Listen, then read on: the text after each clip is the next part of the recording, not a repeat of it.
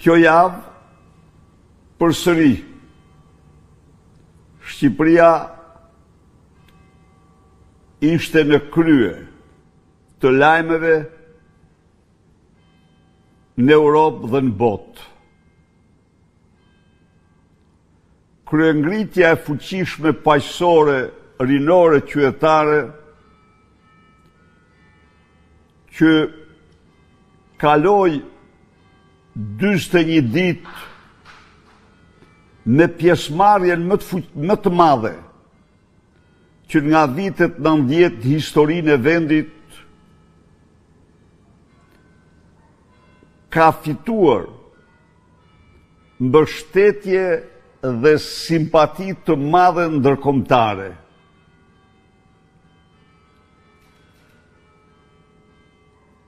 Në këtë kuadër, mund të them se kjo kryengritje po gjen mbështetje të gjerë në të gjithë spektrin politik europian, por dhe qytetarët e vendeve të lira të Europës. Nga ana tjetër, Edi Rama damkoset çdo ditë më shumë si një narkodiktator, për të cilin ligjet dhe kushtetuta e vendit janë një letër e vdekur.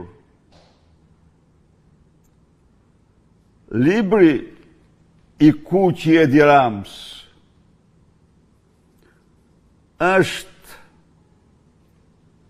750 faqe, aktakuzë për 523 vepra kriminale.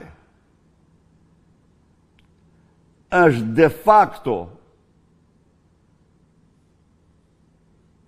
trajtimi i Shqipërisë nga Edi Rama si çiflik familjar dhe dorëzimi i këtij çifliku në duart e mafjes shqiptare dhe botërore.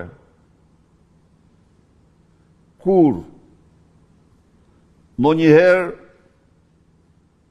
një qeveritar nuk do mund të guxonte as të imagjinonte të vepronte në këtë mënyrë, përveç këtij bastardi që me mendësinë e bllokmenëve hoxhis që u përket, beson dhe mendon se ai në Shqipëri është mbi kushtetutet, mbi ligjet, mbi urbanistikën, mbi pronën, mbi mjedisin dhe ka synim më kryesor miliardat e tij. Natyrisht,